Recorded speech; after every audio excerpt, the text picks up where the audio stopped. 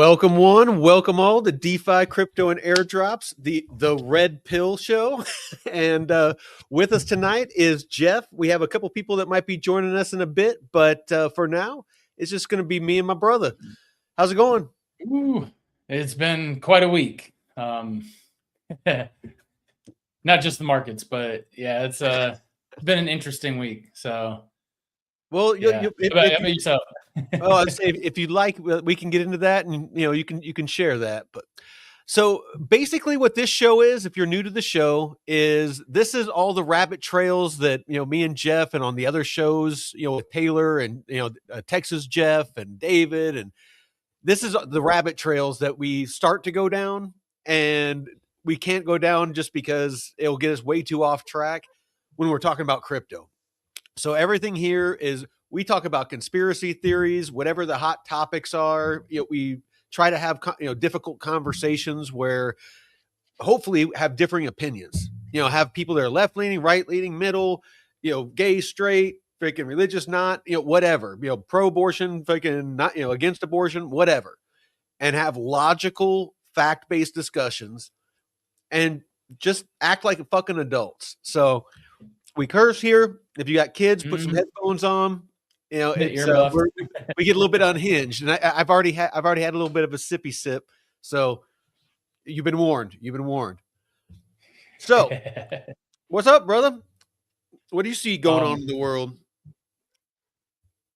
Just been looking at all this Epstein stuff that's been coming out, and Mike Benz was actually on Rogan this week again, kind of talking about this stuff. So it was pretty interesting. What do you have to say about it?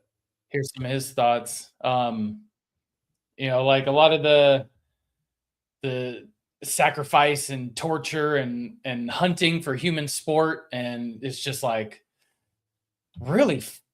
I mean, I've heard of this stuff for years now, but people were always, it's conspiracy, all this conspiracy stuff.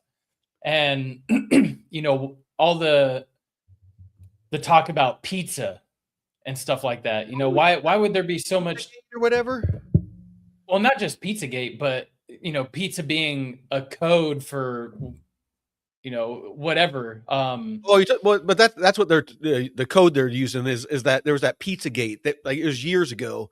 And supposedly it was a front for like human trafficking for kids, basically. Yeah, and I guess that logo, that triangle logo, is the NAMBLA, the National Association for Man-Boy Love, and like the NAMBLA, freaking NAMBLA. South Park, freaking South Park did that. Yeah. Yep. So So the guy who went into the pizza place, and he fired a shot into this door, and behind that door was a computer that was conveniently destroyed. Yeah. Right. And supposedly that had all the stuff, the evidence on it. Yeah. And so I guess a year ago, last January, the guy who, that same guy, he served 4 years of prison time. He got out in 2020, and then January of last year, he got pulled over. He was a passenger in a car. They pulled over this car, and he had a warrant out for his arrest for violating probation. And supposedly he pulled out a gun and wouldn't drop it. So they killed him. Conveniently, this guy, was killed during a traffic stop, because he had a warrant out for his arrest, and he pulled a gun out. So what? He knew who the people were. He was going to. So I was talking to my brother yesterday, and he said that the theory is, he was basically like a patsy, just whether or not he did pull out a gun, said that could be the case, but people speculate that he was he knew a lot, and they wanted to get rid of him. But with everything, all the codes for pizza and it's not just in politics, but celebrities too, always talking about having pizza and hot dogs for code words, and It's just really weird, you know, just Well, really fucking I weird. think with all the news that that's come out, and not just news, but lists and emails, and a lot of them. I mean, with AI, a lot of stuff can be fake. Don't get me wrong. Yeah. Like a lot of that stuff with Epstein, he funded Bitcoin. That was going around Yeah. forever. It's a pedo coin, and it's just people don't understand the technology. Even if he did donate money to the people that were creating it, or the whatever, he can't control it. Nobody can control it. That's the point of the software, is that it can't be manipulated. It's secure. So it's it's not like there's somebody like a wizard behind the curtain freaking pulling the strings on Bitcoin. What's going on with the markets is just pure manipulation. I really just Mhm. think that they're just trying to drive the price down so they can just keep buying. I mean, Mm. it's just the cheaper that they can get it, because they're sitting on piles of cash. I mean, they always got cash handy. So the more they can drive Yeah. the price down, the more that they can buy up, because they know when they're selling, and that's when it's at a certain level, and if it's a coordinated effort and the market goes down and dips, then they can all buy back in at a lower price. They just do it in a coordinated way again, and then and then it'll go back up, or you just slowly buy on the way down, so you're buying cheaper and cheaper. They have this, dude. As soon as institutions and real investors got involved in this market, I was telling we've been telling our community for over a year now. We're moving from a Mhm. speculative market over to a utility market.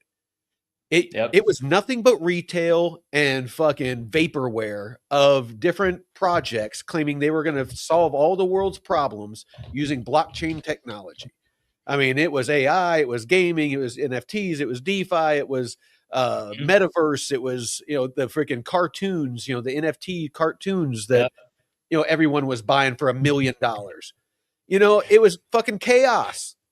you know Now you have real investors with like fucking thousands of PhDs at each of these companies, with AI and advanced computers and algorithms, and they've been playing this the fucking markets for hundreds of years, and if not longer. Oh, yeah. So it's the big leagues.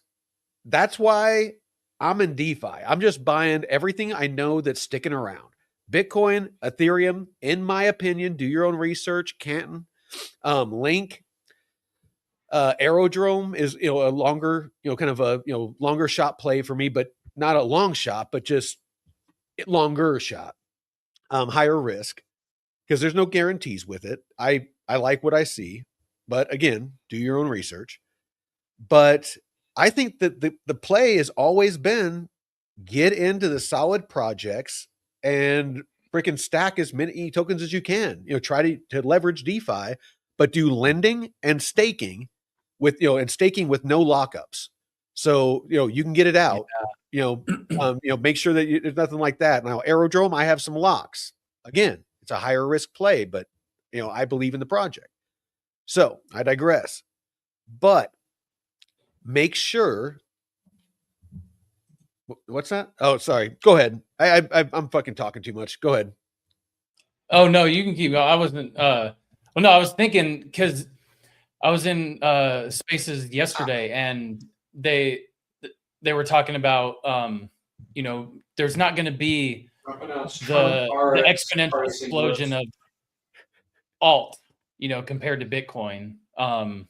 And you want to get into solid projects and not just ones that you think will be my 100x, but won't do shit. So, oh, I think he dropped off. Oh yeah, he did. Oh, He'll there he'll, he he'll is. be back. He'll be back. I'm right here. Oh, what's up? What's up, you guys? How are you? Doing good, brother. I hear this crazy echo in my here. Let me dial back in. All right. Yeah, I think it might be him. But yeah, not speculation. Getting to good projects with solid fundamentals, Yeah. and those are going to be the ones that grow and last, not what's it? Nick Arrow. Nick Dunn. He's like, I'm always giving loads and taking loads. Yeah. Hey, you know what? Sometimes you're the Laundry? pitcher and sometimes you're the catcher. Just no judgment, no judgment. Loads of laundry, right? Yes, exactly. That's exactly what he's talking about. Pull David back up. Here we go. All All right. right. How are you doing now, brother? Oh, much, much better. So you know what it was? I had the YouTube open. So I was listening to you guys and then I dialed in. Yeah. Gotcha. Yeah, the double up. Yeah, man. No, So it happens. It's been one hell of a day, hasn't it? Oh, dude. It's Fire sale. You know what? It's honestly, I don't know what it is. Maybe I'm psychotic. Maybe I'm just dead inside, but it really doesn't bother me in the slightest watching prices go down. I was just going through it. I am sitting in what I feel is solid projects, and it's with money that as soon as I invested it in my mind, it's gone. It's, I just, you have to have that mindset and you can't be freaking expecting that money to, unless you're like somebody like David, who's, very good at what he does and, makes his living I at had a it. good day today, bro. Exactly. Really good day. In a down market. That's what I'm saying, dude. Tell us, what did you do? I mean, so I think in basis points. That's the way that I think. And so here's an example. If I have a $75,000 portfolio, let's say, and I'm trading perps, well, number one, I'm not going to use much leverage. Okay, so 2x leverage is going to be a massive amount of leverage. Okay. And number two, I don't trade perps with the entire portfolio. Okay, so I trade perps with maybe 10% of the portfolio.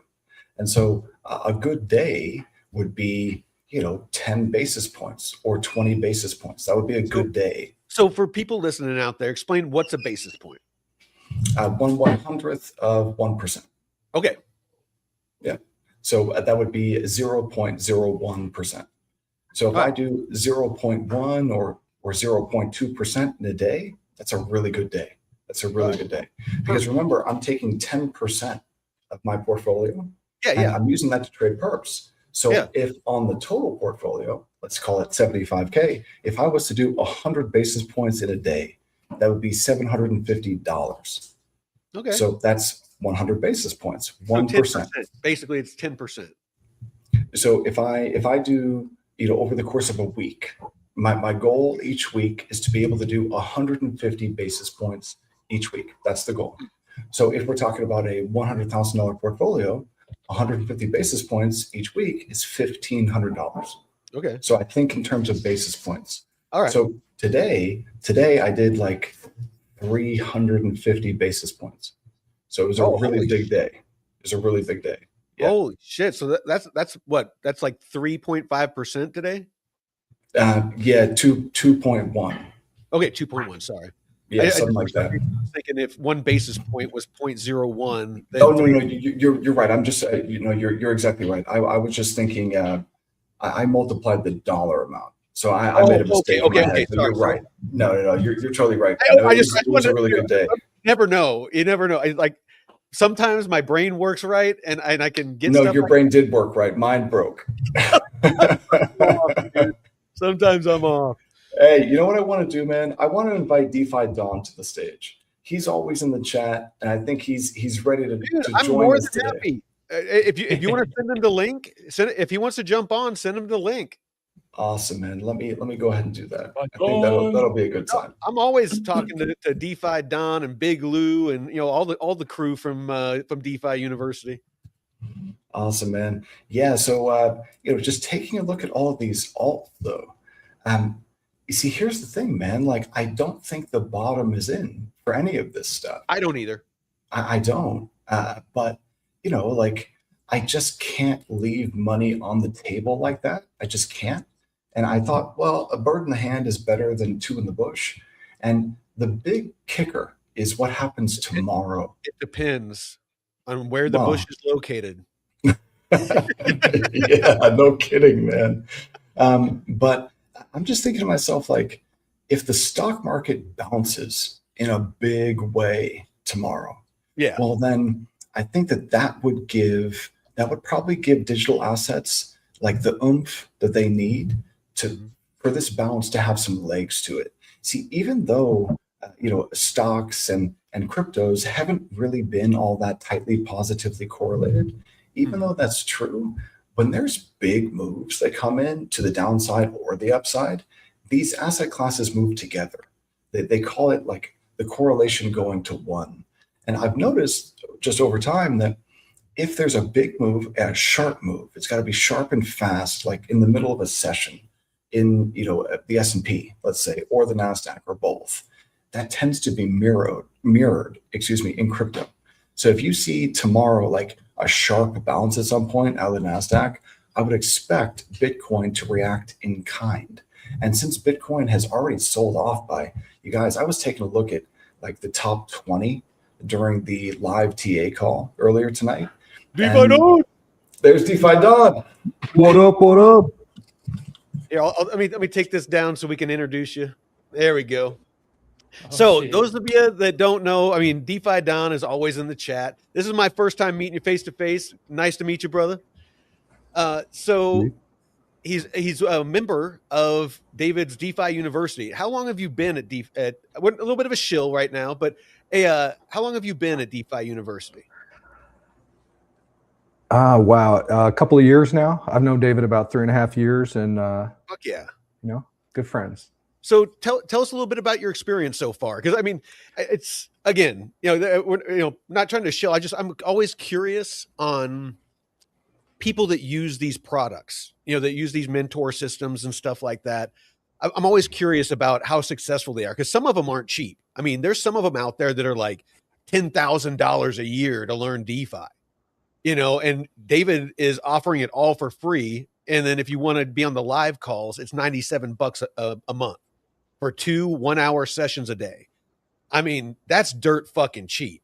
So, I mean, fucking, what's been your experience, in David's course? I mean, where were you at when you started, and where are you now? Sorry. Yeah, man. I could buy crypto and hold. That was about it. Going through the education materials on the DeFi U has been one of the greatest experiences, and I have paid the $10,000 Oh for other shit. people. Yeah, I Yeah. have done those coaching programs, and the value I get here is amazing, man. Just from the course materials to the reading materials to learning how to short the perps. Yeah. That's my favorite thing to do lately. Yeah, making money, man. And it's a beautiful thing. There's a lot of people out there and very good traders that are hurting right now. I mean, and trust me, when we're laughing about the markets and stuff, we're not laughing at you. If you're having a hard time, please, we're not throwing, we're not being harsh or anything like that. It's just, you have to have a positive mental attitude no matter what happens. And we were talking about that today on DeFi High, is just, your mindset, and, just how you deal with these things, how you deal with stress, how you deal with down markets, things like that. Do you get emotional? Do you revenge trade and stuff like that? You got to keep your emotions in check, and a good way to do that is make sure that you only invest what you're willing to lose by, I mean, imagine you lit it on fire. As soon as you invested it, just imagine you lit it on fire and it's gone forever. It takes a lot of emotion out of it if you get that in your head. And never, just like if you go to a casino, you're not going to use your rent money to fucking, bet on black or something like that. Or, Oh wait, we don't use the rent money. yeah, I know. It's hard to believe, but anyway, all right. Enough of that. So what else is going on in the world? What are you seeing in the news, Don? Have you got any conspiracy theories or any thoughts on what's going on in the world? Man, I'm full Somali. So you're pro Full Somali? Somali. Pro Somali? Full Somali retarded. Oh, all right, cool. Yeah. Bananas and rice. Yeah. Bananas and rice. Oh shit. So what are you seeing, Jeff? Well, I don't know. Have you seen the recent Bill Gates interview where he was asked about the email where he wanted some drugs for STD to treat STDs that he got, and he was gonna secretly give them to his ex-wife Melinda, so she wouldn't find out.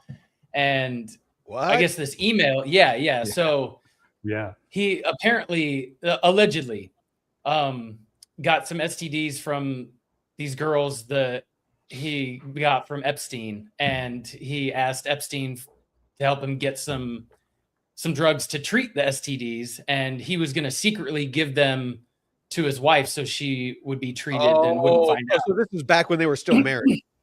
Yeah. And I guess in this interview, he was like, oh, Epstein, I guess, wrote this email to himself. And he's trying to, it's totally fucking stupid. What and the anytime fuck? Bill Gates gets caught in a lie, you see him just squirm. And yeah, he's well, he is kind of a worm. oh my gosh. Yeah, like, and his wife was asked about it in an interview, and she didn't really deny certain things. So she just said, it's sad that he was involved with this guy and that this stuff happened. And He gave her my God. antibiotics or something in her drink or in her food or something like that. Wasn't that what it was? Did he actually go through with it? Yeah, I think he actually gave her antibiotics because he had a disease and wanted to. He didn't want to tell her, and so he just cured her of the disease or something like that. Jesus Christ! Jay says, "Honey, I got the clap from a toilet seat. I swear." I've never been to Epstein Island. Right? No, it's hey. If you look at the Nickelodeon logo, people have been mapping it over Epstein's Island, and it maps perfectly. Yeah. Oh, no, wow. I saw that, and then I also saw there's an old Disney movie called Flight of the Navigator. It's a kids show, like back in the 90s. But there was that symbol, that kind of triangle symbol that spirals in on the steps of the spacecraft in that movie. There was a glowing symbol on each step going into the spaceship. And it came up recently with all this stuff that's going on. That's that little pedophile symbol, that NAMBLA. I forget what NAMBLA stands for. It's an abbreviation, but it's basically people trying to justify being a pedophile. Yeah, the National Association for Man Boy Love. Yeah. I'll never eat cheese pizza again. Yeah, I don't know what's going on with that.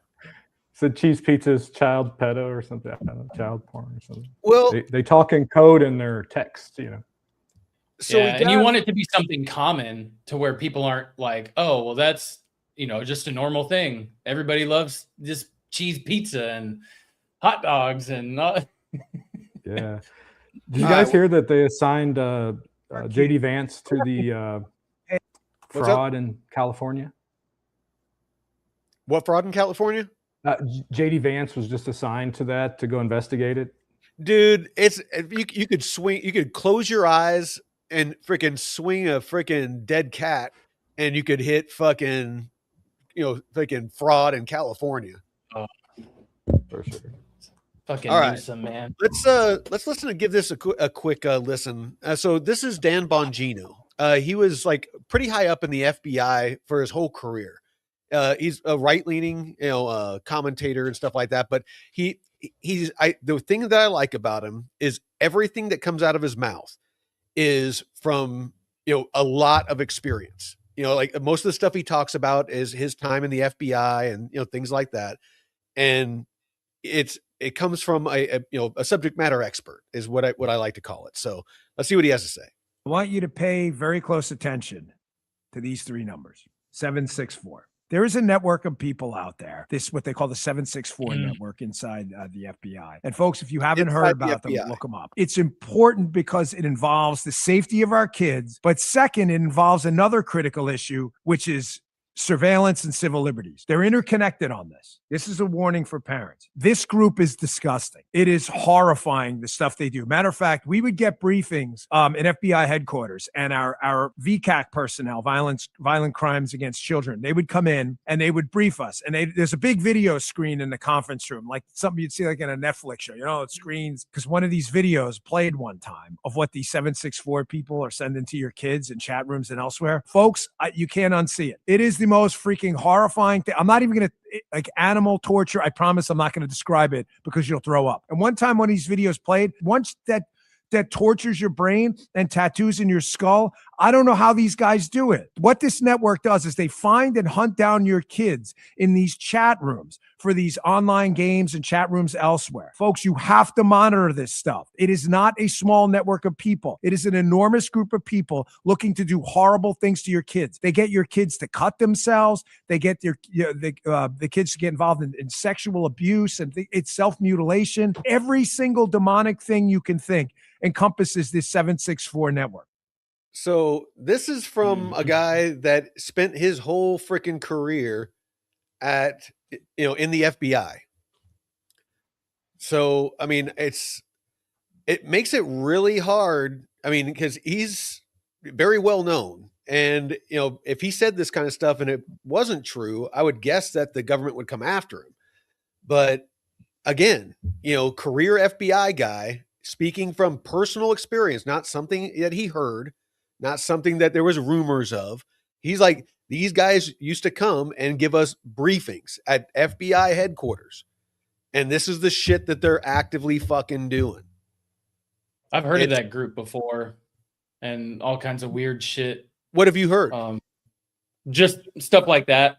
Or they try and seek out kids, like in real life, not just in chat rooms and stuff, but just abducting children. And I don't get how some of these people just are kind of fucked up in the head like that, dude. It's insane to me, because I've never dealt with anything like, I mean, we've gone into like situations where we happened upon some terrible things going on, but at the level that he's talking about is like a whole nother thing. And in our own fucking government, holy fucking shit, dude.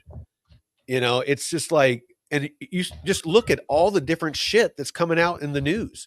Because before, the whole narrative was controlled by, the MSNBC and CNN and Fox News. And it didn't matter if it's left or right. All of them, they're all owned by the same fucking people. They just put out, the different voices that talk to the different groups to keep them riled up and manipulate people. That's why you need to control your fucking emotions when it comes to talking politics and talking about religion and, pro-abortion, like against abortion, all that stuff. You need to keep your emotions in check, because nothing that you think is going to fucking change the other person's mind. You need to have open, honest discussions based in facts, and just freaking either they're going to get it or they're not.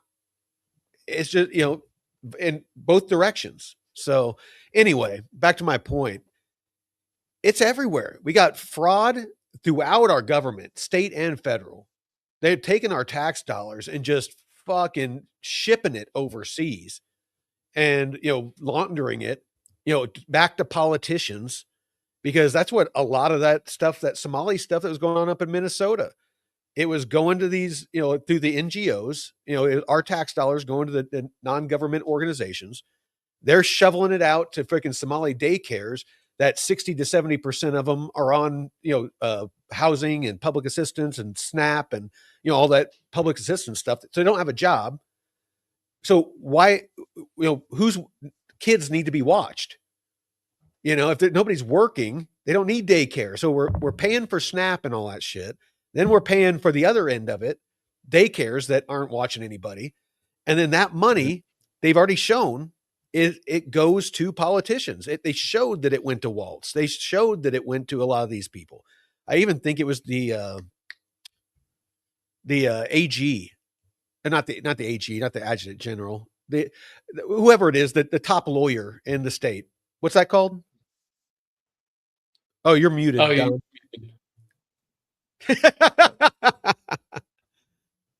Attorney General. Attorney Yeah. General. That's it. It is the AG. Oh, I guess it is Attorney General. So, so yeah, I mean, it's everything is as simple as money, greed, and power, and it is all cancerous. Just I want a 25-year clawback from all the taxes I've paid, and I want a tax abatement for the next 20 years. I've paid millions in taxes, and they've stole it from us, Yeah. and I want it back. Yeah. And again, I want abatements for the next 20 years. Yeah. I've been harmed. I want to be made whole again. Yeah. No, absolutely. Our government's that's fucking how it failing. works.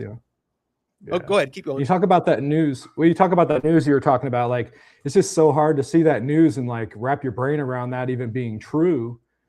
Anything with the kids and the demons. And, I've never been a religious person, really. I believe in God, whatever. But, but you hear these demons and these sacrifices, these things, and you're like, well, that can't be true. But, then you think back to COVID, and our government would never release a colorless, odorless virus on us, would they?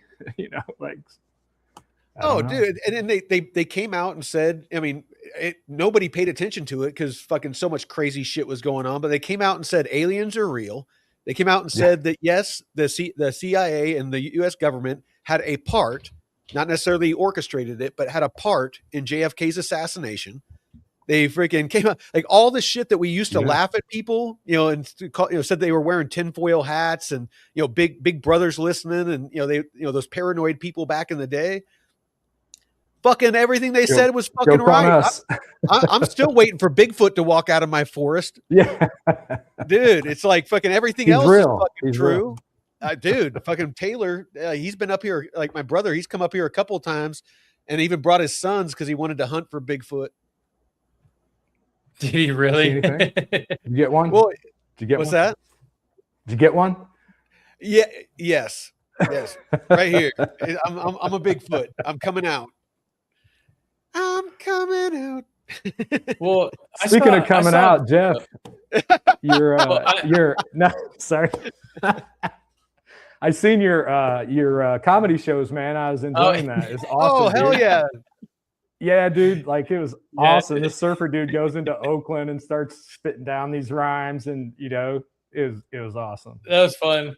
Yeah. Yeah. It was awesome. It was quite challenging, but I don't know. I mean, after a few times, it's you get more comfortable, and like growing up in the South, man, I was around people of color, more so than than white people. So yeah, but you were in Oakland, like they were, there was gang members in the audience. You know what I'm saying? Like it gets pretty dark. You tell a bad joke, you're off. It's like, man, wow. Oh, one of the nightclubs I used to go to in my early 20s. There would be fights all the time, and they'd have to do pepper spray and clear out the club, and then everyone would come back in after like 30 minutes and keep partying and shit. So yeah, I've been in some rough. Like my teenage years. Yeah, it's fun. You got to have some experiences like that. If you ever go again, let me know. I'll fly out and see you, man. I got to see that. Dude, I wanted to go. I want to get on Kill Tony, man. That's the one that's the next goal, is to get on. Dude, I promise you, I seen a guy out here that was on Kill Tony walk down my street, and he was talking to himself, and I said, man, that guy looks familiar. And I thought about it, and it was that dude with the real long red beard, and he has bald head, and he has like crazy red hair. William Montgomery. You know what I'm talking about? He was walking down the road, and I thought, I know that guy. And then later I figured out who it was. If I see him again, I'm going to go out and talk to him. But, oh my God, that dude's crazy. He's a wild man. He's my type of guy. Yeah. No, I wanted to say something about the satanic stuff, because I saw a video compilation that somebody put together, and it's all these different celebrities and musicians who just, there's no coincidence that they all have some sort of like satanic thing, or they're all in, have devil and cult stuff. And I don't know if you saw CeeLo Green at like the clip of him and his son at the whatever award show it was last. Hold on, let me pull this up. But You guys know Oh, the CeeLo Green, the That sucks. I actually kind of liked his music. yeah. Let's I hope it's nothing bad because I actually really did enjoy his music. I actually saw him on The Voice. He was like one of the judges for a while. It's actually a really cool show where they have people that aspire to be singers. They come on and basically audition live. Kind of a cool show. Yeah. No. Look at this. Yes. Let's see. Absolutely. Oh, you can't hear it, but this is my young son.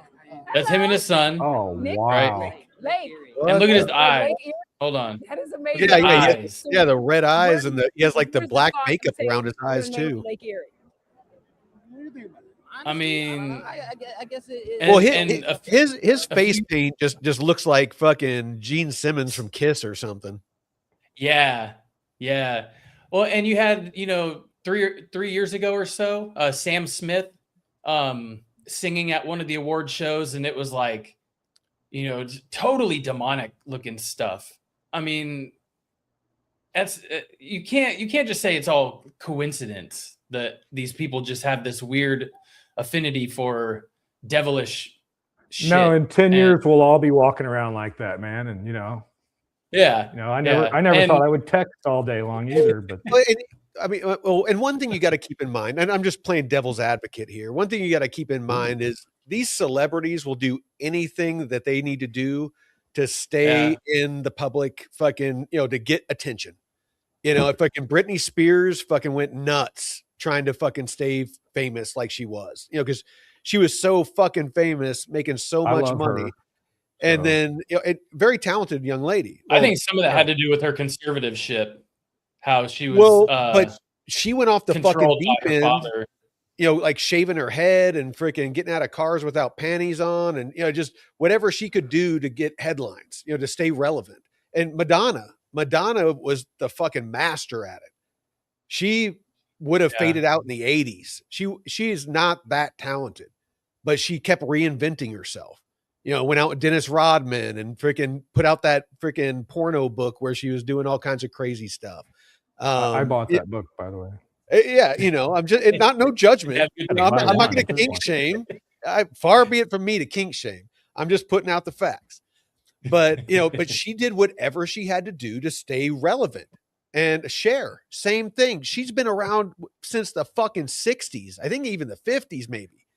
Her She's son got to be Cher. eating babies looking that good. That's got to be like something. That's a Well, demonic thing looking like let's- that. When you're Let's shift a 75 little years bit. old. There's something called adrenochrome, I think is what it's called. And I guess it's, basically, and I don't want to get too dark here, and I want to touch on this and move on. I don't like to get too dark.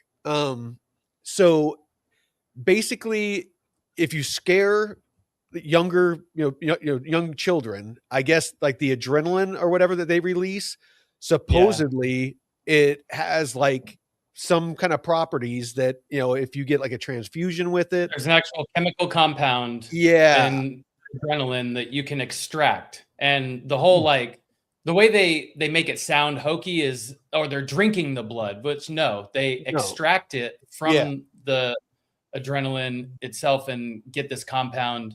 And there's actually some stuff, how like the CIA kind of partly owns Hollywood. Did you know that the CIA is fully like owns? Oh, dude, I'm sure. Dude, they have parts. I don't know how much they own of. If there's Hollywood, anything that influences large groups of people, I guarantee you that the CIA is either invested in it, because where do you think that fucking all that billions and trillions of dollars the Pentagon can't fucking account for, and all the other money the government can't account for? Where the fuck do you think it all went? It's not sitting in a vault somewhere. They're using it to do black ops shit, and part of that is controlling everything. If you look at a lot of stuff over the past decades, movies that have kind of hinted at certain things, whether they're like futuristic or social construct type stuff. You look at Fear and Loathing. They're talking about the adrenochrome from the adrenaline gland. They're like drinking that shit and going crazy. Monsters Inc. What did they do? They go in, scare kids at night, and take the screens. I never put that one together. Yeah. So it's stuff like this that Wow. they put it out there in public, but they hint at it, or they put these subtle Try to hints. normalize it, you know. Yeah. Well, and So I was and, like, and there's oh my God. rumors. There's been rumors for fucking like a decade or two now that I've heard, where a lot of the Hollywood celebrities, that's how a lot of them stay so youthful looking for so long, Mhm. is those adrenochrome freaking injections and stuff. Yeah, it's produced by the oxidation of the adrenaline, and it's an actual like molecular compound. Oh yeah, no, I know that the actual chemical is 100%, factual.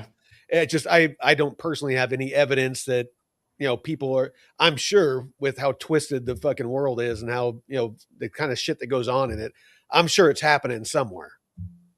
I got a confession. Yeah. I'm actually 407, and I use Kentucky You're a bourbon.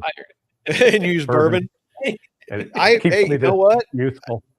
My dad's been smoking 2 packs a day, sometimes 1, but he's been smoking since he was 16. He's turning 80 this year. Damn. I mean, Yeah. Iron lungs. Yeah. Hey, that shit'll kill bacteria, man. All the bad stuff. Little bourbon, little good tequila. sweet. Someone was saying Keeps that the doctor away. they were sick last week, and they had some vitamin D and some gin, and then they were better the next day. Where the hell did David go? I don't know.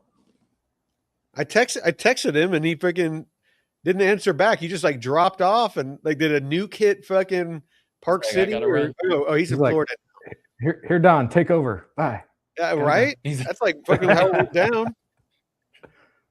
Man, really, thanks for inviting me on, dude. I really appreciate you. I watch the show all the time. I love you guys. I really do. I love being in the chat, like cracking up. Oh, Yeah, hell just yeah, like- dude. I love calling Jeff Nassad. And Oh, yeah. Yeah. It's the Jews. No, yeah, I would say, no, where's the racist stuff? no, I mean, we still got 15 minutes. I was just freaking, I was wondering where Plenty he of time went. to get the Jew and racist stuff in and all the gay stuff. Oh, yeah, dude. I love all these jokes now. Pat McCrush, Jeff can end you with the Sunday newspaper. right. See, that's why I'm always nice to Jeff. I know better. Patrick Swayze's Roadhouse was based Yeah. on Jeff's early. You buy a house, don't tell anyone. You get a new job, don't tell anyone. Silence protects dreams. You buy a new car, don't tell anyone. Your wife gets pregnant, don't tell anyone. Not everything needs an audience. You go on vacation, don't tell anyone. You get promoted, don't tell anyone. Move quietly always. Most dreams fail not because of hard work, but because we talk too early. We speak to the wrong people at the wrong time about the right things. And we make the mistake of sharing success with people who only claim to be friends. Some people smile at you, but envy lives in their heart. They want to see you fall. Protect your plans, protect your peace.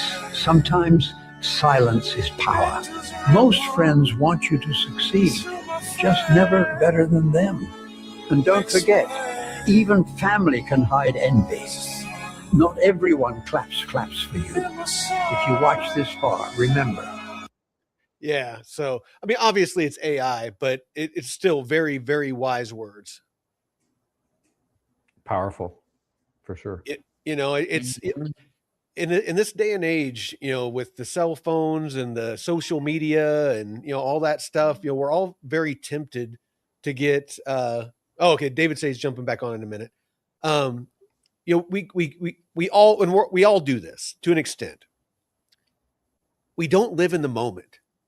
We're I think that's why there's a lot of people that are anxious. They're living for the future.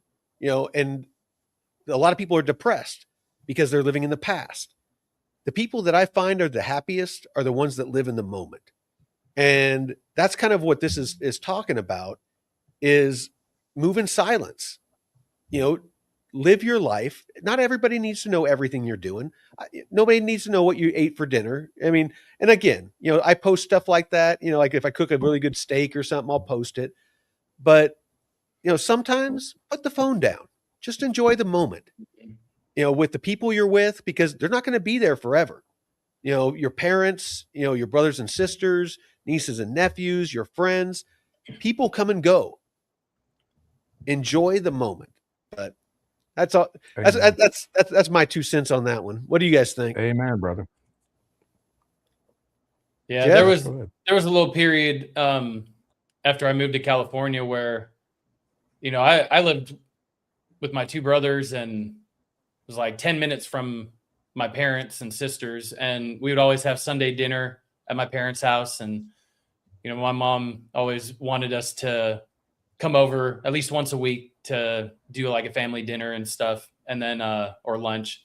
And then when I moved, my older brother moved to Florida, I moved out here, and I didn't really talk to them much for the next like 2 or 3 years, and because I was just out here grinding. And my mom got so sad. She was like, if you ever call us to see how we're doing.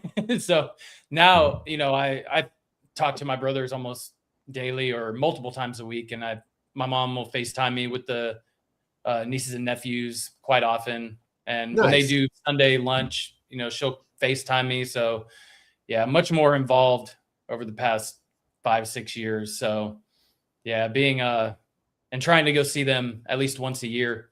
I mean, my brothers after COVID, or like during 2020, we started our brothers trip each year, where we just, take a trip somewhere random, meet up, get an Airbnb out in the middle of nowhere and just unplug. No, honestly, that's awesome. I mean, well, you came up when I did something like that. Like I love it when my brothers and my nephews and stuff come up. But Jason, you were up here when Jason was up here, and it's just a really cool experience. Just hanging out, with your closest friends and your brother, and just enjoying we were enjoying the cabin and nature. And yeah, you definitely need to come back up in the spring to where we can get outside and kayak out to the waterfall and go fishing. And we'll get Jay up here and Ellie up here, and freaking camp out and cook steaks over a campfire and hike to the top of mountains and fucking drink beers and watch the sunset. Go swim in the creek, down here on the property. It's just, that's what life's all about, is find. And I've said this before. This is the best way to summarize it. Figure out whatever the fuck it is you want in life and map out the closest or the shortest fucking route to get there. And don't fucking settle for anything that takes you off that path. Just laser fucking focus. What's the end result you're looking for? Where are you at? And what do I need to do to fucking get there? And be a fucking beast. Do not let anything get in your fucking way. Break through walls, smash through skulls, whatever you got to do. Fucking get there. And then enjoy your fucking beast. Yeah, what's that? Yeah, don't let anyone tell you that you can't. And they talked about being silent. Don't tell anyone your dreams. Yeah, I always used to say I want to silently take over the world. And I've built multi-million-dollar businesses, man, and unmasked tens of millions of dollars of real estate, and no one even knows who I am. Most of my customers don't even know my face, and I like it that way. Yeah. So there's nothing wrong with that. Yeah. But I live in the woods too, by the way. I live in Indiana in the woods. Oh shit! Oh, in Indiana? Yeah, about half the year I live in southern Indiana. I got a few acres there, and like what you said, just go to the woods, man, and do your thing. Yeah, no, I moved to the place that I could find on a map that was the furthest from civilization as possible, without without being like ridiculously out there. I mean, obviously, I'm 2 hours from. 2 hours. I've been to Vincennes. That's kind of southwest. Mm-hmm. Where are you at, Mike? I'm in like the northern Idaho, eastern Washington area. Oh yeah, I love that area. Yeah. So yeah, nice. I'm up by the Canadian border, and that gives you an idea of where I'm at. But yeah, I just freaking, I found, like I said, I wanted to be away from everything. I go to town once every 2 weeks to get my supplies, and it's in and out. It's in hardware store, grocery store. I'm the fuck out of here. Maybe pick up some Thai food from, my buddy and his wife have a Thai restaurant. I'll maybe pick up some Thai food, and I'm back out here to the cabin.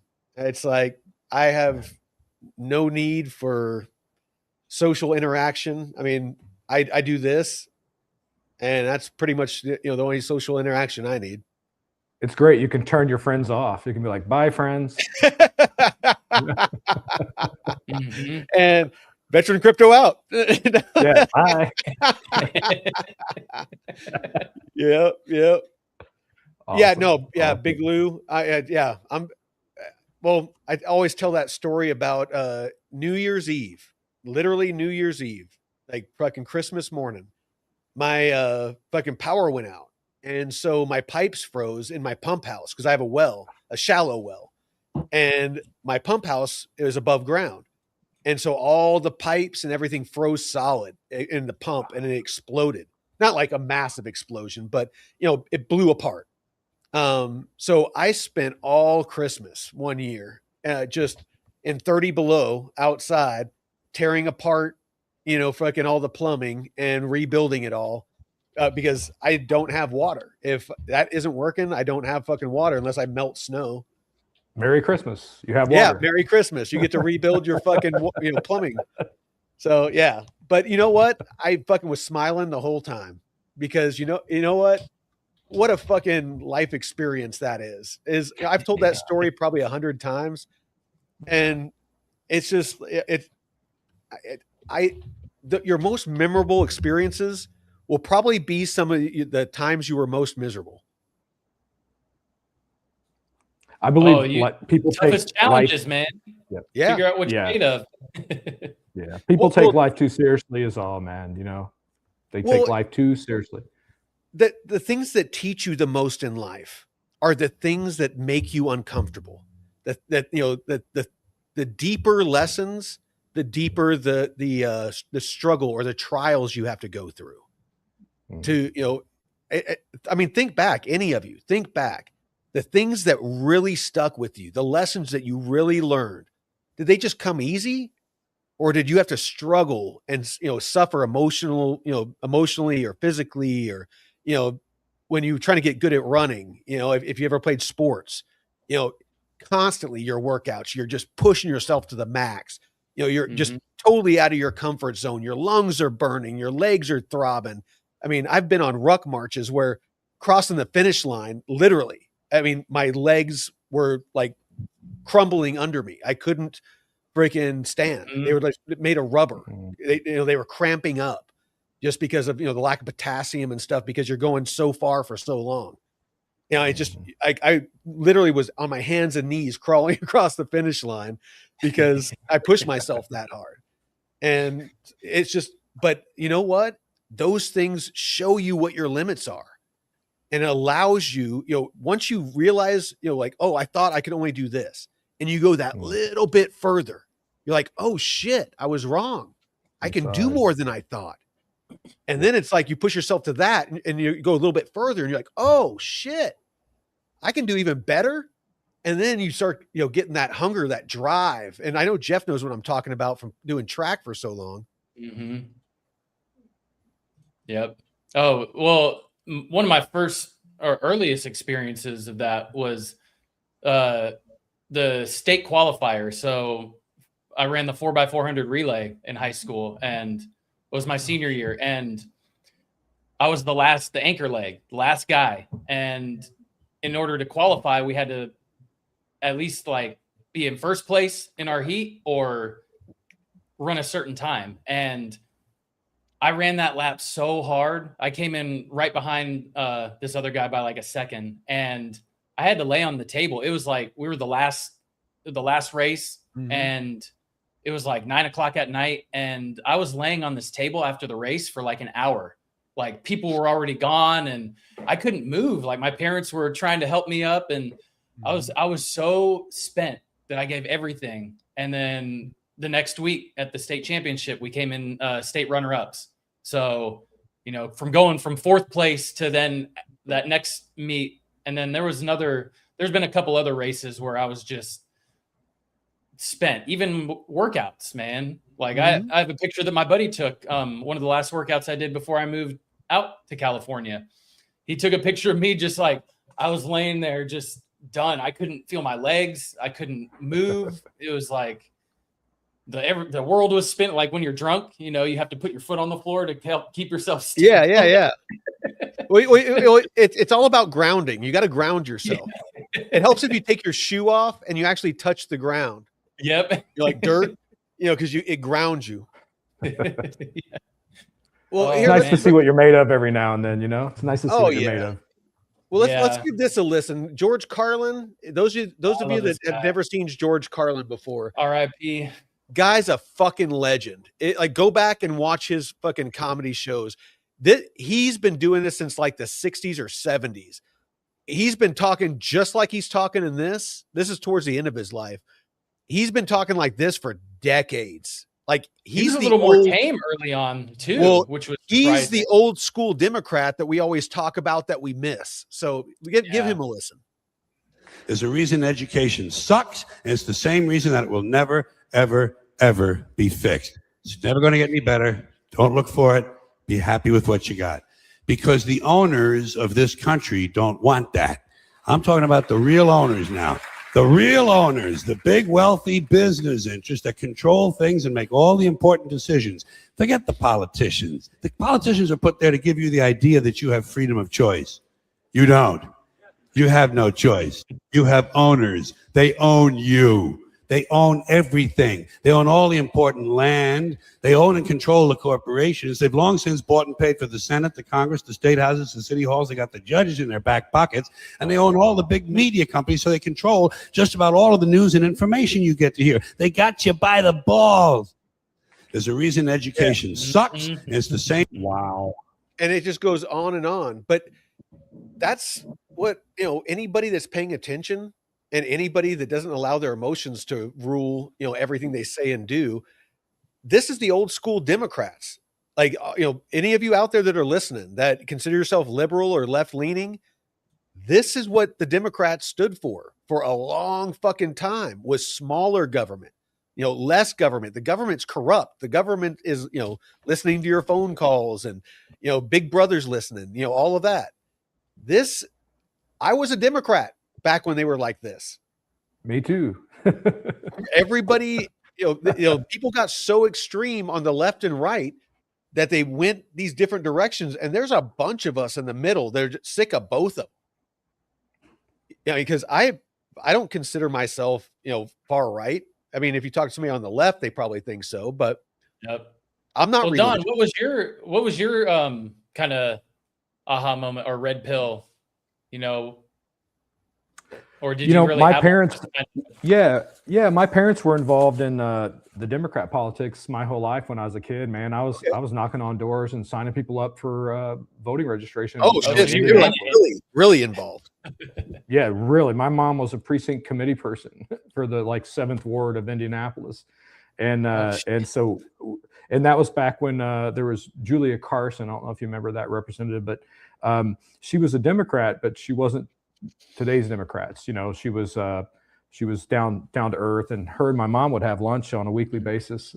But you know, really what happened for me, man, was they started going to these 2% issues, right? Like, you know, the trans thing, or the one-legged pirate, you know, whatever, all these specialized, the D, yeah. You know, and I've hired hundreds, if not thousands of people. And a lot of times I hire them over the phone. I don't even care what they look like. I don't care what they do. I don't care about anything unless they can do the job. And in our company, if they can do the job, they thrive. It doesn't matter. Any of those social economical things does not matter. And so, you know, very diverse workforce by default, you know, but it's not because we pick and choose, you know. But I've always been a live, let live type of guy, you know, firearm guy. I own a bunch of guns. I like shooting them, and I like hunting and fishing, And That's all you yeah. had to say, man. You're my kind of dude. If you live with guns and you know how to use them. Yeah, well, yeah, I try to. I've been trained. I can shoot a fly's ass at 25 yards with my 9mm from a draw. There you go. So that's pretty good. And I know that you're from back east because there was a little bit of drawl in your speech there. Yeah, I'm like the Indiana hillbilly, what they call it. Oh, dude, I'm Indiana, from hill Indiana. people. I'm straight from hill people. I was actually born in southeastern Missouri. So there's a really Good small people town down there. called Piedmont, and there's down by Arkansas. But yeah, no, my grandpa back in the day, he ran moonshine. My dad ran numbers. My dad ran lottery before it was lottery. Oh, gotcha. My dad carried 2 pistols too. One in his back pocket. And one in his that front was a mafia thing.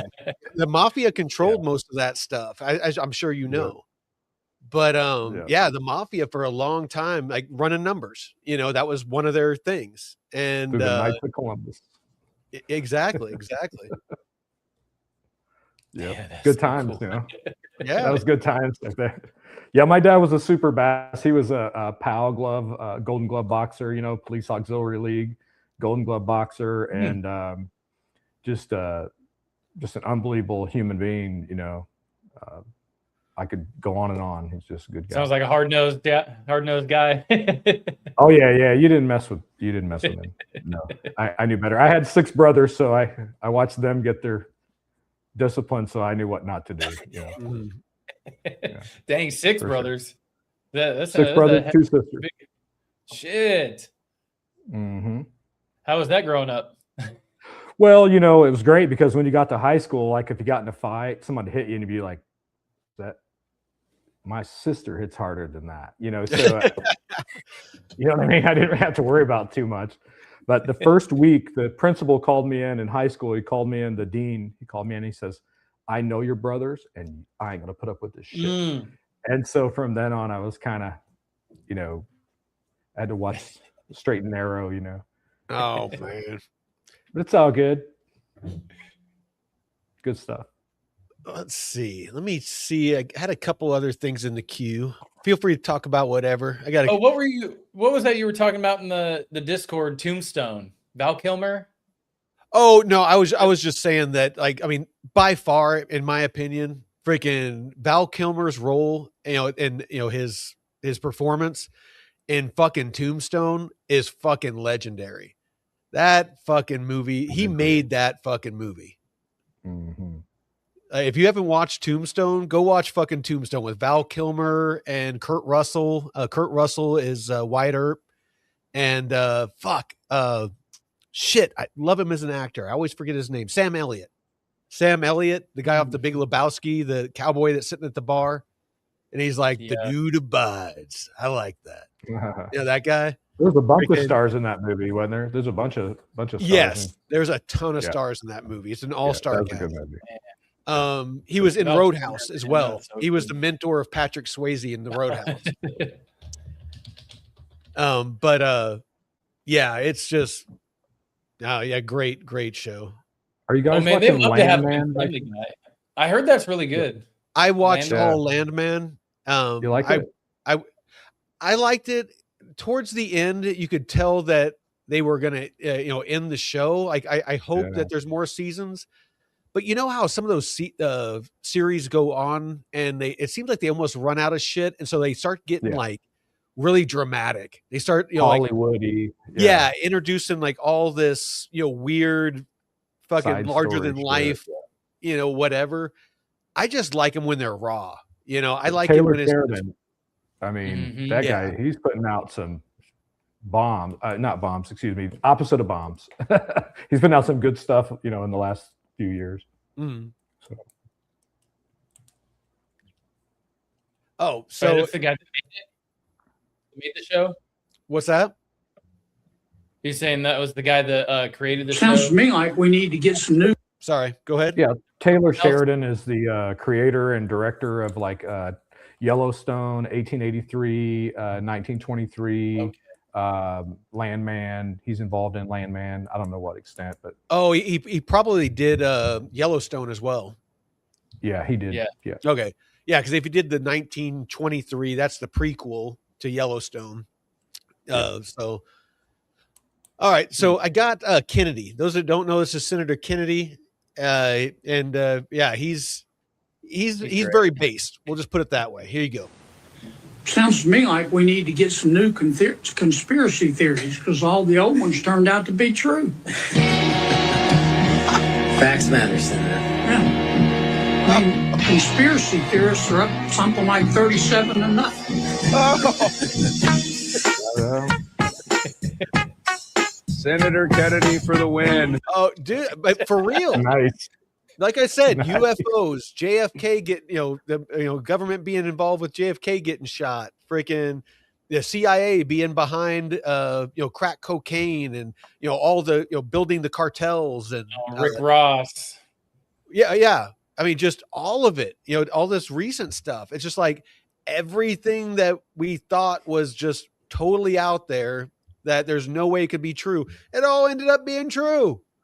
For the record, if you work for the government, I don't believe any of that, and I know it's all Yeah. And all I on the just- up and up.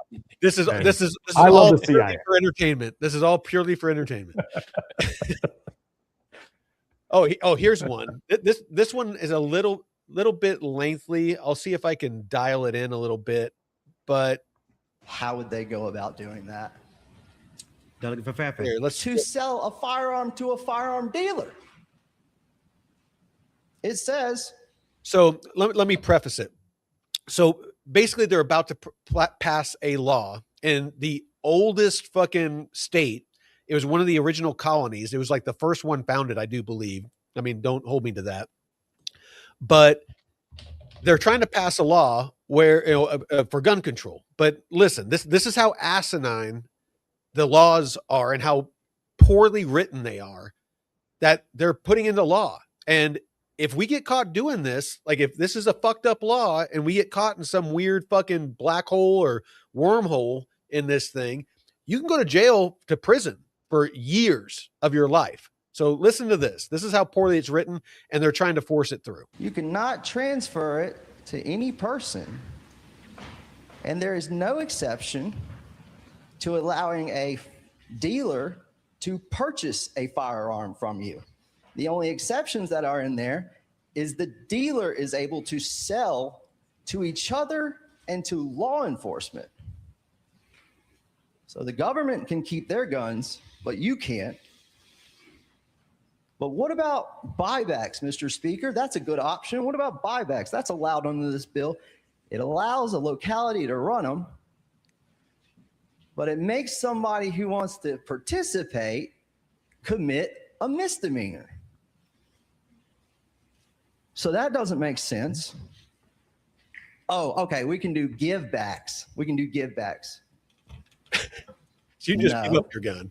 Can't do givebacks Oh shit. Okay. because then the organization putting on the give back can't accept it because that's a misdemeanor. So what? And I'll summarize this. So basically, there's another part of it that I listened to that's in there, and I don't want to draw it out too much. But basically, it's a felony. So if you own certain firearms, you can keep them, but you can't sell them, you can't trade them, you can't give them away. It paints you in that box. And but there's basically the way that the law is written, it ends up to where you end up being a felon. And so it's just, I don't know. To me, it's very, very frustrating because to me and you, they're how inept they are and how poorly they do their jobs puts us in a position that very easily, without even knowing it, not doing anything, malicious, you commit a felony that's punishable by years in prison. Yeah. It's insane to me. And again, this isn't just with guns. I mean, this happened with abortion. This happened with, it doesn't matter what side of the aisle you're on. It happens with everything. there's still laws in some states where you can beat your wife. There's laws in some states still on the books where, I mean, just crazy. There's websites devoted to it where there's just sometimes they do need it, I mean. Well, sometimes husbands need it. Come on, everybody needs a good place ass for that, right? Yeah. And some people like it. Well, we'll transfer our guns in a different way. We instead of saying transfer, we'll say, I'm going to Yeti this gun to you, and then you propose money back to me. We'll just change up we'll change the language, no problem. We'll say yeet like the young kids. Yeah. We'll yeet the gun. Perfect. Hey, they want to change definitions. 7, 6, 7, 8. 864, 865. Have you guys heard of the mileage tax that they're proposing in California? In California, I haven't. Tell us about it. Yeah, so it's a AB 1421. It just passed the assembly floor, and they're proposing a 6 to 9 cent per mile tax. So for every mile that you drive, you'll pay 6 to 9 cents. Wow. Of tax. Wow. Think about that. In California, you'll have to pay 6 to 9 cents per mile that you drive. How fucking stupid is that, dude? Well, on top of the other fucking taxes you pay. Yeah. At the gas pump and fucking toll roads and freaking property tax and sales tax and tax and tax and tax. Yep. Yeah. It's really just absurd, man. That's why I hope they find all kind. That's why I hope they actually do something about all this fraud and shit. Hold on. We got to fact check this, but DCA and Prey, he's our token lefty in the I'm just kidding. He's our token lefty in the chat, but he says supposedly it's replacing the 61 cent per gallon tax. So it's to make up because of all the electric vehicles that are coming on the streets now. So it's to make up the shortfall and the tax revenue they're not receiving on the gas. Yeah. But if that's the case, why would they fucking do that if they're getting rid of the 61 cent per gallon gas tax? Because they're trying to incentivize people to get these electric vehicles. So really, no matter what side of the aisle you're on, you shouldn't be for this because one, it's a new tax on people that are trying to save the planet with electric vehicles, and it's making it incentivizing now people to have gas vehicles. So if you're on the left, you should be pretty pissed about this, right? Yeah, well, what they'll do is they'll just bring back that tax, though. You know what I mean? Like they're not getting rid of it all the way. They'll just add it later. Yeah. But yeah, DCA is right. The gas will be cheaper, but what happened to that whole green initiative? What happened to the global warming and all this stuff? It's and if there's a massive shortfall in the budget in California, it's like I think like tens of billions or hundreds of billions of dollars that they're short. Remember during COVID we had a surplus. Yeah. And then all of a sudden, and it's not really a coincidence with him, Newsom saying that we're going to give undocumented, right? That's the workaround, the undocumented immigrants. That's all this. If they're not documented, I mean, I'm documented. I have a birth certificate here. Everyone's documented. That's the thing the government does. They like to document things. If you don't have documents, you're illegal. I created an app to document you. I can a couple minutes. I got you. Damn you. Damn you, DeFi Don. Palantir. Oh, holy shit. Oregon has a tax on new bicycle purchases? What the fuck? How are that's Democrats crossing the line? Well, no, but how are Democrats not pissed about shit like this? This is all the Virginia, right? All those taxes that they're starting to implement after they elected that new what's her name? It's that fucking dumb I do lady. not. Like, that's her official name, isn't it? That effing dumb. Yeah, the fucking Yeah. dumb lady, the I Virginia don't governor. think that's her actual name. Fuck, man. What the fuck is Anyway. her name? Abigail Right. Spanberger. Yeah. She's promising all these tax cuts, and now she's like implementing all these taxes and crazy shit that's, I forget half of it, but man, it's it's like Mamdani in New York. You know, somebody somebody went to a bus driver and was like, "Oh, so when are the free bus rides?" And he just laughed at him. Said, "They're not going to be free." Yeah, dude, it's like people fucking crack me up that fucking vote for these politicians. Like, the Democrats, when they had like 13 fucking candidates on stage for the Democratic convention, and they were trying to figure out who their nominee. When Harris was fucking up there, and all that shit, or Tulsi Gabbard, like she was up there, and they totally snubbed her. She was the only one up there that I thought was being presidential. Like, pretty much everyone else on that stage, Bernie Sanders and fucking all of them, they were all freaking fighting over who was going to give away the most shit. Fucking Tulsi Gabbard was up there, and she was talking about, we need to get out of Afghanistan responsibly. We need to end this fucking war. We can't afford to be in it.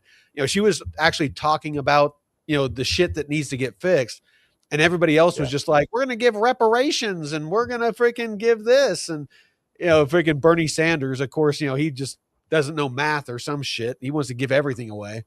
The 1% of the 1% of the 2% is the 1% of the. Yeah. And if we just tax the billionaires, then we can fucking fix everything. We can get their money and give it to me.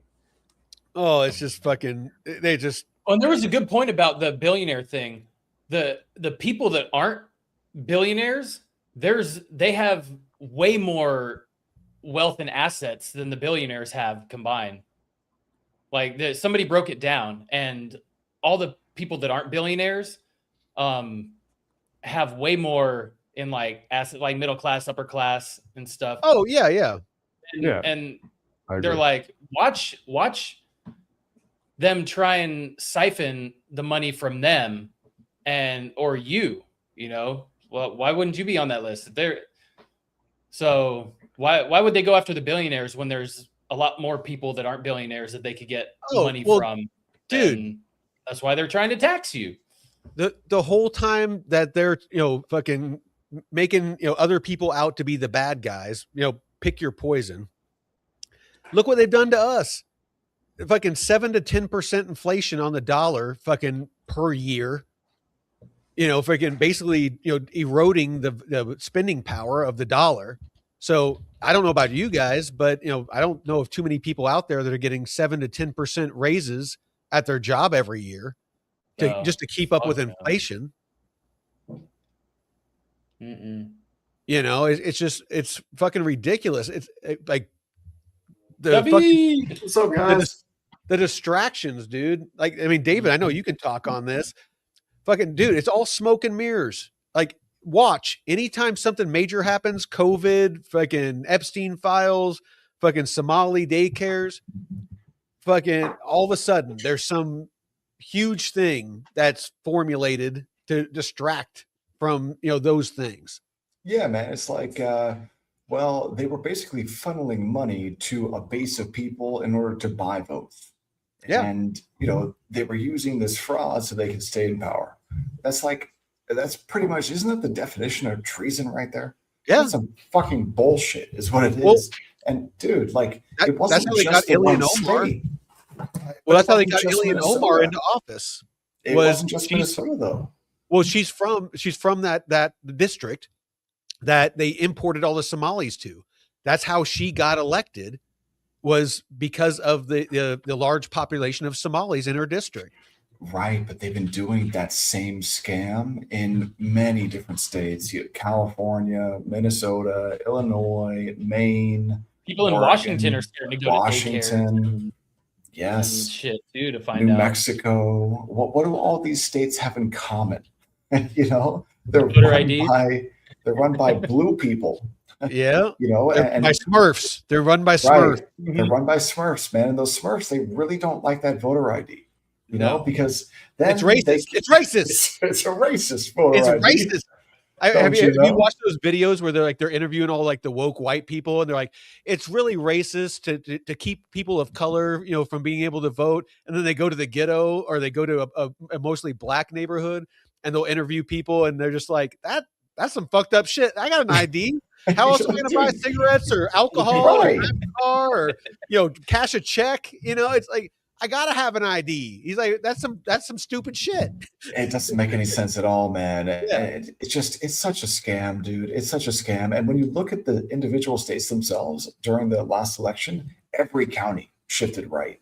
So it just makes me wonder, like when I look back on 2020, the 2020 election, and it's like, okay, there were a lot of court cases that were filed, and people like to say, well, there was never any like resolution from the court cases. There was never anything. Well, yeah, but because all those cases, didn't they get like dismissed before discovery because they didn't have standing or something? Like that's some independent bullshit, man. It's got to be a pretty weak all case. the And I wish votes. Taylor was on, but it has to be a pretty weak case for them to dismiss it before it even goes to trial. But I think that's a bunch of bullshit. I think it was a technicality for all of it, for every single one of those cases. Either that or the judge. You know, and I know. don't want to make any. I don't have any facts to back it up. Was a But Smurf it's a appointed judge? well, no, you have a was. compromised judge.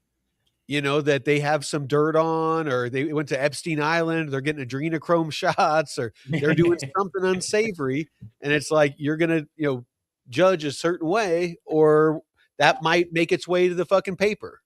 So Mike, here's the question now. Here's the question. All these guys, these not even all men, you know, there's a lot of women too, but the politicians, these high profile politicians who benefited from the scam, will any of them ever be held accountable, do you No. think? No, they No. never are. Look back. I mean, the only one I can think of is Menendez, and is it Gold Bar Menendez? Yeah. Yeah, it's the one Democrat that got caught with like a bunch of like gold bars and stuff like that from getting taking bribes. And I honestly think he did something that pissed off the establishment, and I don't mean just the Democrats. I mean the people that are actually in power. Like What you mean fucking little boys wasn't enough? they wanted him out. Like That's what and these George guys Santos. do. George Santos. He went to prison, but got okay, Santos. Sorry. I guess he got released, right? Trump pardoned I don't him. think so. No. I'm pretty sure because they have that saying, Gold Bar Menendez. Yeah. Well, Menendez is still in there, but Yeah. Santos got pardoned in October by Trump. Okay.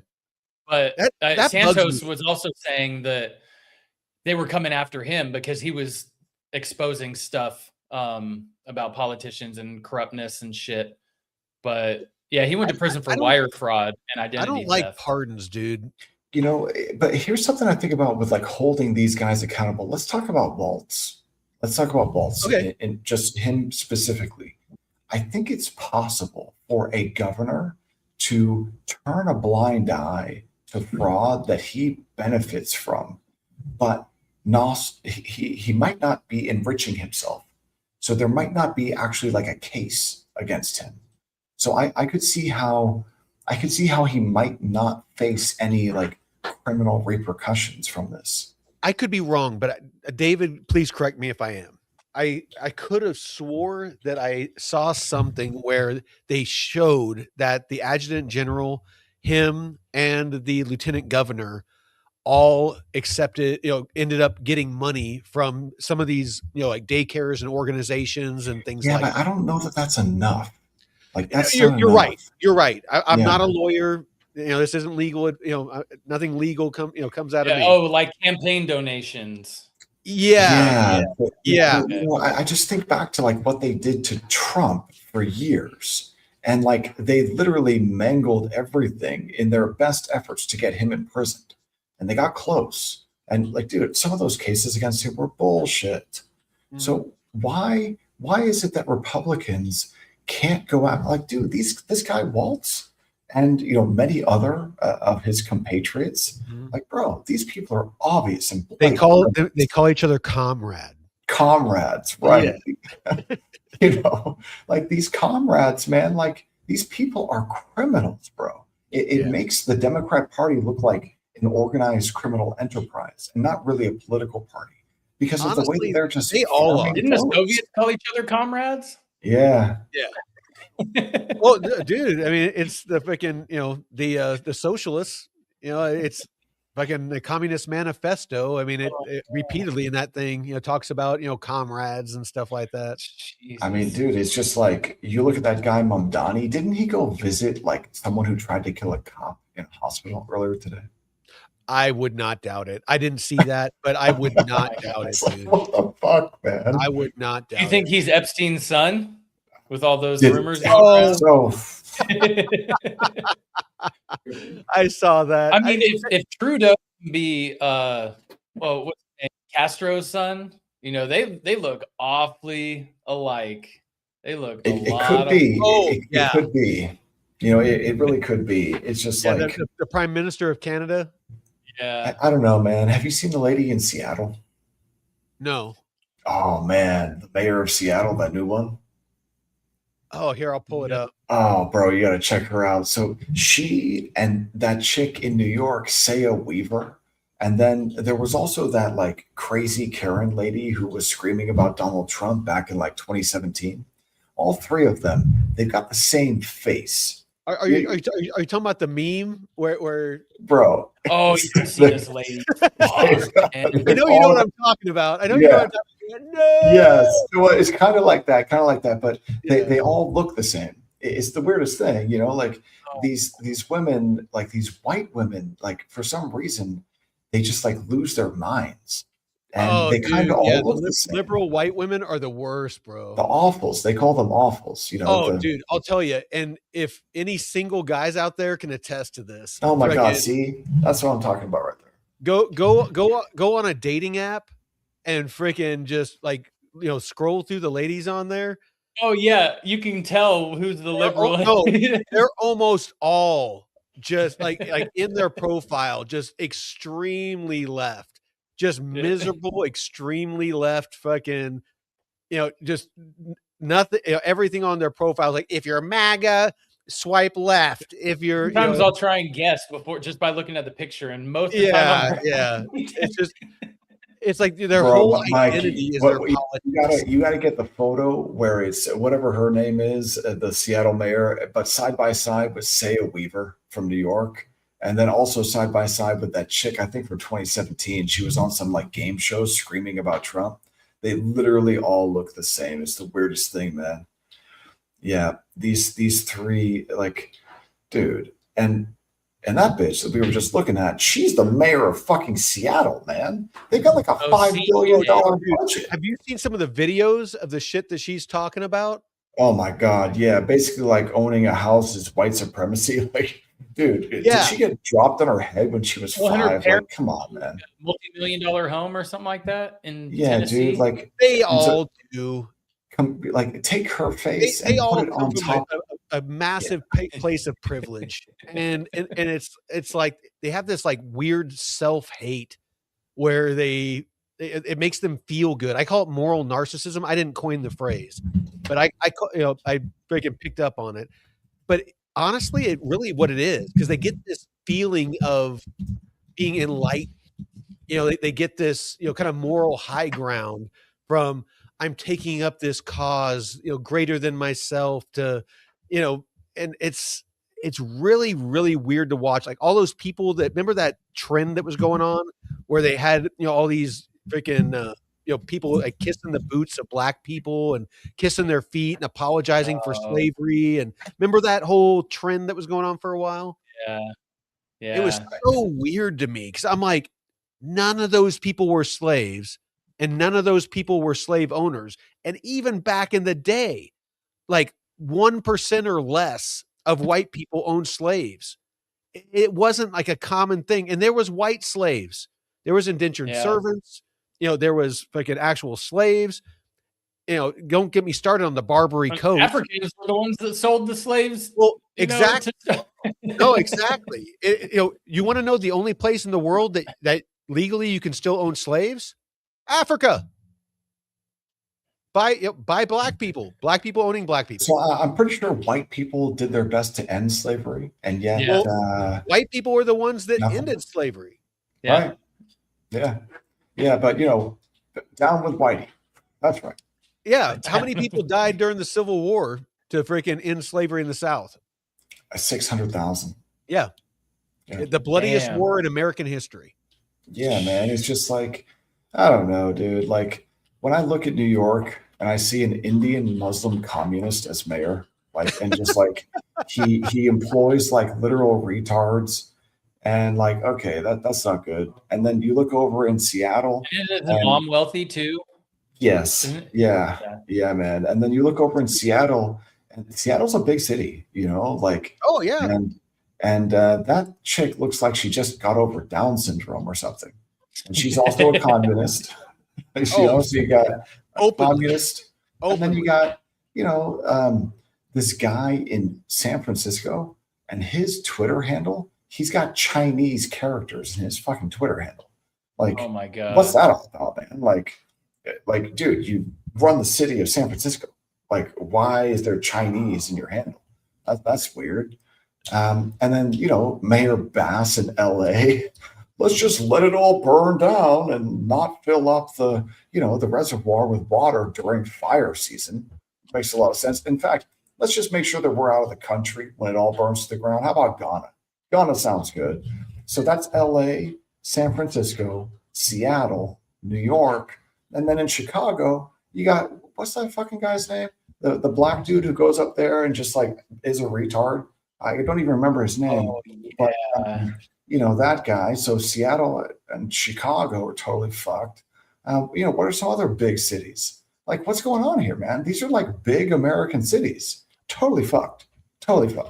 Like, you go on X. It'll take you 30 seconds. Now you know why some of us, like me and DeFi Don, live in the woods. So you go on X, man. Like fucking weirdos. You can take a look at any of these cities. You don't have to go there. You can save yourself the trouble of having to go there. Just look on X and type in downtown Seattle and see what you find. Why don't you go to downtown San Francisco? See what you find there. What you want to see a contrast? You want to see a true fucking contrast, like literally a fucking line that exists between a state that's run by those on the right and a state that's run by those on the left, Democrats and Republicans. Go to fucking Spokane, Washington. Freaking Spokane on the fucking Washington side is just full of homeless people and homeless camps and people doing drugs out in the open. You can't go anywhere downtown without just fucking, meth heads and junkies and people, sleeping on the streets and just a total shithole.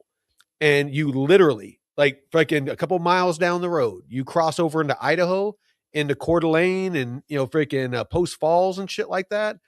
And everything's clean. Everything's neat. Everything's organized. Fucking roads, are fucking nice. Streetlights all work. All that shit.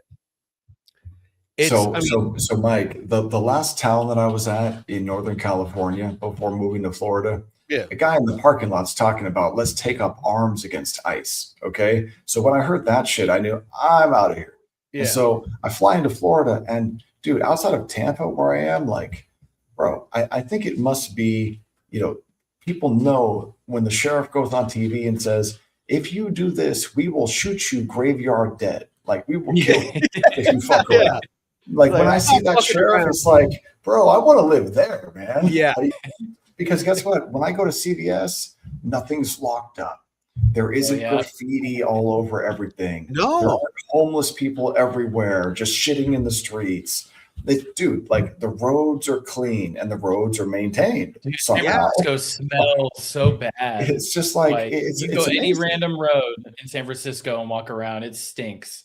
There's trash everywhere, people laying there, it's fucking horrible. And it doesn't have to be that way. And Jeff lives in the Bay Area, so he's not He's not going off social media. He's not going off, any kind of propaganda or anything. He's boots on the ground, fucking lives there. And what I was That's why saying David got out. I don't live too far from Spokane. So, I mean, I'm talking about it. I've actually been there multiple times on a regular basis. We're speaking from experience. David was in Northern fucking California forever. He fucking left for Florida, and he's speaking from personal experience. This isn't secondhand or third hand, or I heard it on Twitter. Yeah, bro, but it's like in Northern California for 7, almost 8 months, I was just driving around from city to city, like from Santa Cruz all the way to Ukiah, like just going from town to town. And I saw the same thing in town after town. And that was, it didn't look like California anymore. What I mean by that is, dude, there's a lot of illegal immigrants from South America in California, like a lot. And it's just like it makes the towns unrecognizable, man. And not just South America, but like everywhere in the world. It's like the strangest thing, man. You can be in like a tiny, tiny little town in Northern California, and yet still there's like, random people walking around speaking foreign languages. And that might sound racist to some people, but I don't give a fuck. Like, dude, it used to be that you spoke English. Okay. But you know what? Yeah. I'm sorry. I'm not sorry. If you immigrate to another country and you're not a citizen, you're a guest, and you need to integrate into that culture. When I went to Korea and I was stationed there for a year, when I went out into, we called it the village. Whenever we went out there, I did my best to use their language, their customs, their courtesies. I took my shoes off when I went inside. Atashi, atama, ajama. Africa. But anyway, I tried to be as respectful as possible. Yeah, but you're white and you're not retarded. But you're Western. That's my point is that if you're a guest in a country, and even if you're an immigrant, there's a reason why you left where you left from. You wanted a better life. Don't fuck with the place that produced that environment to give you that better life. But Mike, you know what the biggest slap in the face is, though? Is that, especially in California, this is true in many counties there, is that the people who are there who have no interest in learning English or integrating at all, those people get free everything. The welfare state in California gives you literally free everything. Yeah. So it's like, bro, like I was at a Costco before I left there. They're attracting the homeless and illegal immigrants.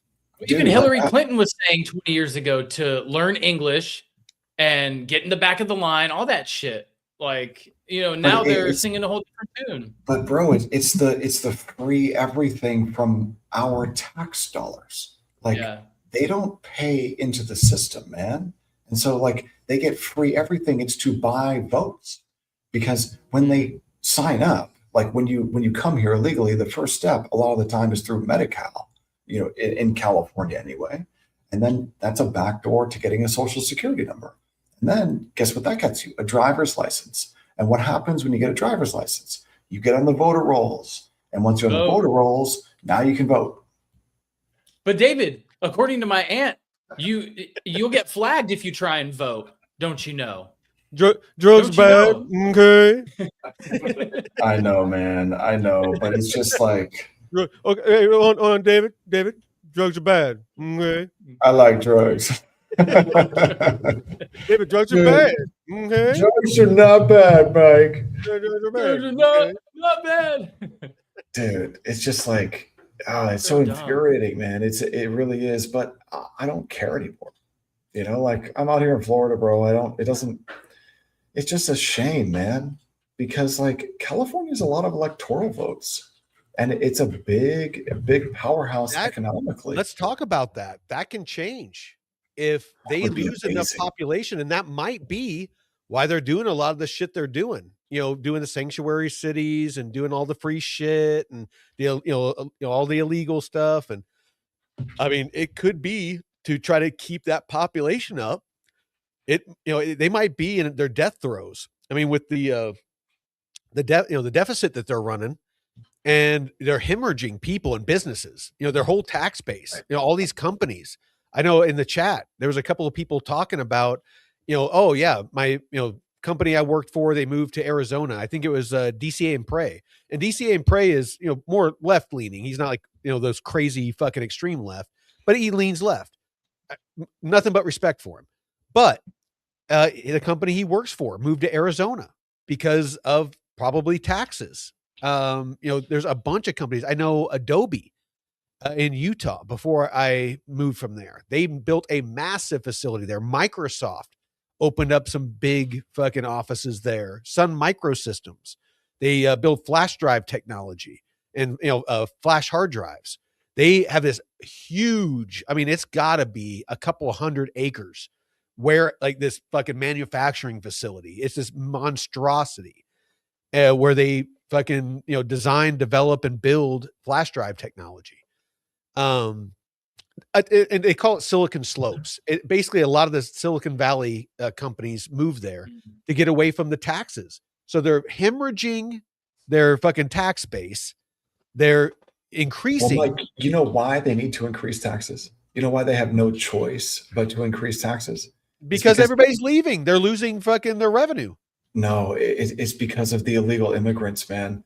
To continue to pay free everything benefits to a population that doesn't pay taxes, you've got to raise taxes on everyone else. But that's my point.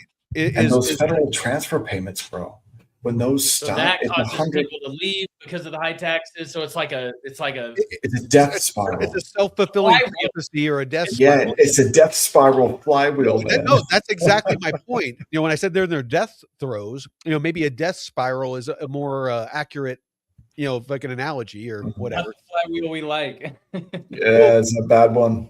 Well, no, because everything that they're doing is basically adding fuel to the fire.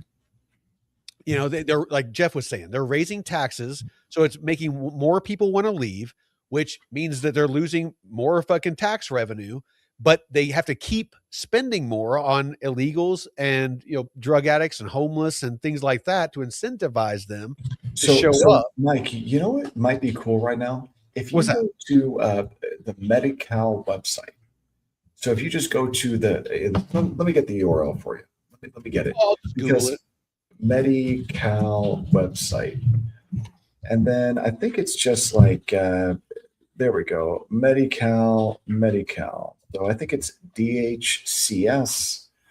And then here, let me get the URL, because if you take a look at this here, let me see if I can find this, because I know that after you sign in, you can see all this.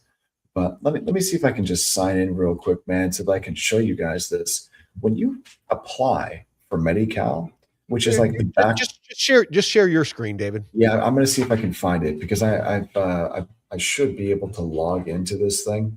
Let me just see if I'm on the right page here. But what I wanted to share with you guys, and I don't think I'm on the right page. Let me go back here. I think it's apply. Go to www.whitehouse.com. Don't do it. Don't do it. Don't do it, David. I'm not. Okay. Yeah, so, let's see here. Apply for benefits. There was. I don't know if it still is. There was a while there that took you to a very questionable website. Oh, great. Hey, have you ever seen Lemon Party? Oh, dude, it was. I freaking. It was when I was still in the military. Somebody was like, "Oh yeah, just go to fucking whitehouse.com," and I fucking went there on a government fucking computer. I'm sure I popped up, some red flags popped up on my fucking account, because you have to log in on military computers with you used to. It's called a CAT card, and you had to put it in like a reader in the side of your laptop, and it would basically, when you logged on, it was like you are logged on. So anything done on your account, you're accountable for. So if you leave your CAT card in your computer and walk away, and your buddies decide they're going to be fucking funny and look up gay porn or some shit, it's on you. So it's like you got to make sure you always remove your fucking CAT card. You always got to pull out. You always got to pull your CAC out. You don't fucking leave your CAC in. Good things do not happen when you leave your CAC in. Okay, so this might actually be interesting. So I want to see if I can share this. Let me see if I can share this with you guys. You might find this interesting. I think I remember the last time I went through this that it really pissed me off. So check this out.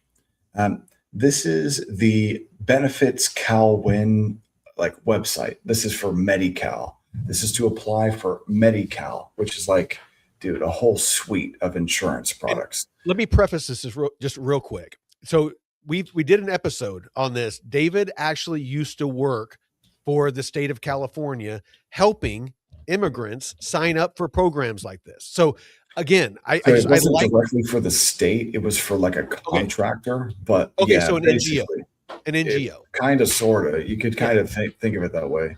And well, so, I want people to understand, like, because it's important to give this context because this is personal experience that you're sharing. Go. And so I used to be very, very good at navigating this bureaucracy and finding resources for people. I was very good at that. And this is the Benefits CalWin site. And so I was going through this a couple of weeks ago. I just thought that, I should see and find out if my Medi-Cal is still active. And I wanted to log in. So I tried logging in. Number one, their site is fucking horrible, bro. Like it is the biggest, it's a government fucking site. It's horrible. It's the biggest pain in the ass to use. So that's number one. You got to be very patient. But number two, when I started going back through the application, it really surprised me what I found, because what I'm just sharing here, this is like page 1 of the application. Okay. I didn't even remember this part. I don't care about the DEI statement. Like, fuck off with your DEI. I don't want to hear about that stupid bullshit. But the thing that really pissed me off was that they make it like they advertise on the application. If you're a non-citizen, if you're an illegal immigrant, this is what you need to do to get medical insurance, cash aid, and food stamps. They like laid out, they were advertising exactly what to do. And remember, this is the Medi-Cal application in California. Like this is the single largest social safety net program on the planet. Let me give you a contrast. Any of my veterans out there, I've never done it, but I know plenty of people who have. What hoops and what labyrinth of fucking government bureaucracy have you had to deal with to go to the VA and get what was promised to you when you joined the military and you went into combat and you just served your country and you destroyed your mind and body for a country that you believed in the Constitution, the oath that you took? What hoops do you have to jump through to get any sort of fucking assistance? So now, David, continue and show how easy it is for somebody who's illegal to this country to get fucking help. Bro, so check this out. Number one, this is just the FAQ. And it says, will you report my immigration status to the authorities? No, it's only used to see if you're eligible. Well, what the fuck do you mean? Like eligible? How is it that someone who isn't a citizen can get these benefits, man? So, I could run through this. I could actually run through an application. Let's just see, what this looks like. Household details. Maybe it won't even let me start this section. So I'm gonna have to go through and actually do this. So household details here. Let's say I want to speak. Oh, I don't know. How about Somali? Can I speak some Somali? Do I need to get an interpreter? What language is Somali even a language? Well, what's the language that they speak there? I'm going to say that I don't know. I'll leave it as English. What I really want to get to is I don't really want to put in my personal information like on a live stream, but when you go and you run through this application, dude, like this is the back door into that system. You get in through the Medi-Cal program, and then they give you a Medi-Cal ID, and then you can get a social, and then you can get a driver's license and an ID card, and that registers you to vote. And at the same time, you get benefits for every fucking thing you can imagine, from health insurance. And dude, Medi-Cal, dude, this is the best health insurance on the planet. Like, if you know how to navigate the bureaucracy, this is phenomenal health insurance. Pays for everything, literally everything, 100%. there's no copay. And Oh, and dude, I even the medical and dental that I get, like the insurance that I get for 22 years, and basically the contract that I had and most military people personnel had is, I mean, it's not much, but I still have to pay for it, and it's all right. There's still a copay. There's still a lot of stuff that you got to pay out of pocket, but dude, I'm telling you, illegal aliens are literally treated better than military fucking veterans. And so, Mike, it's these counties. So it's by county, and it varies widely by county. Because I guarantee you, if you look up the county and you did like a correlation, or if you did a comparison, those counties, as far as electoral votes or something to do with fucking voting, I guarantee you that they're trying to attract people to certain fucking districts. I bet that these are all sanctuaries too. I bet that there are sanctuary cities in every single one of these counties. There you fucking go. In Contra Costa County, like, bro, in Contra Costa and Alameda and San Francisco and let's see here, what else? Solano to a lesser extent, Sonoma, not much. Because there's nothing in Sonoma. But in these East Bay counties and San Francisco County, dude, if you have Medi-Cal, high population densities, you get health insurance, excellent health insurance for free. That includes dental, that includes vision, dude, that includes all of your prescriptions. They're putting cheese. They're putting cheese for the mice. Like, imagine not all of your doctor visits 100% paid for. Yeah. All of your hospital visits, any procedures you might need 100% paid for. Oh, all of absolutely. your prescriptions and anything you might need 100% paid for. But that's not it. Your housing paid for. Your exactly. Food paid for. Food, exactly. Transportation paid for. Daycare. Money. Daycare. You just need some cash, if you right? need it or not, it's paid for.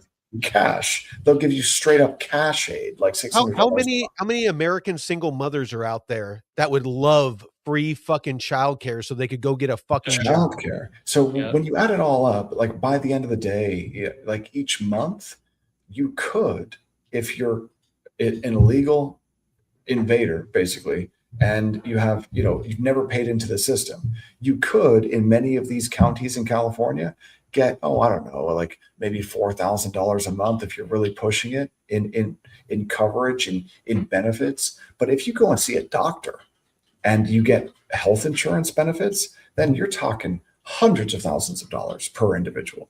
Like, just going into, and because everyone goes into the emergency room, like they don't actually know how to schedule a primary care visit. And it's not easy, really, to schedule a primary care visit. So people go first to the ER. And the ER, by law, like, has to see them. And so that's where a lot of people get signed up for these programs, is through the ER. And so if you have a headache and you go into the ER and you get a prescription for Advil, 30 tablets of Advil, that's $1,000 that just got billed to Medi-Cal. I've seen it. That's what it was in the pandemic, was $900 for a little prescription of Advil, man. So, like, that's just for Advil. Like, you go in there and you got a hernia, okay? And you're, from God knows where, and you just were shipped into California on one of those flights that Biden was running for years. And all of a sudden you're in California, you've got a hernia, and like, you're going to eventually die. You're going to have sepsis and die. So you go to the ER. That's an expensive operation, man. And you know who's paying for it? Taxpayers. So it's like, there's a massive population of people in California that is just literally leeching off of this massive health and human services system, this social safety net, and they shouldn't be there, man. And like, you know what? It's simple fucking math. We're watching it play out in real life. The inefficiency, the neglect, the fraud, whatever you want to call it. Our government at the state and federal level, in most cases, they have debt. What is it now? Like 38 check this out, Mike. You see this? It says, is there a non-US citizen in your household applying for cash aid? Like, what the fuck are you talking about? Like, is there an illegal alien who wants some cash? Like, yeah, I like some cash. Give me some cash.